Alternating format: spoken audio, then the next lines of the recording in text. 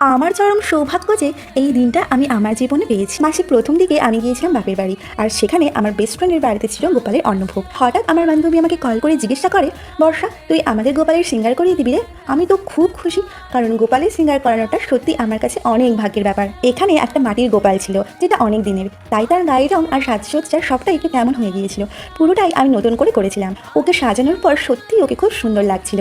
আর ছিল একটা পিতল আর প্লাস্টিকের গপ্পু। তো ওদের সাজাতে আমার সময় লেগেছিল 2 দিন। সবটা আমি একটা ভিডিওতে শেয়ার করলাম। দিনটা ছিল 8ই জুন, যখন ওই বিশেষ দিনটাও চলে এসেছিল। খুব সুন্দর করে পাড়ার সব গপুদের ওই আসনে বসিয়ে ভোগ নিবেদন করা হয়েছিল।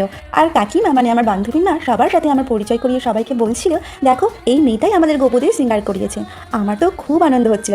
তখন মনে হচ্ছিল আমার কোনো কাজ সত্যি আজ ঠাকুরের সিংহাসনে জায়গা পেয়েছে। সবার সেটা আজ পূজনীয়। এটা আমার সৌভাগ্য ছাড়া আর কি বলো।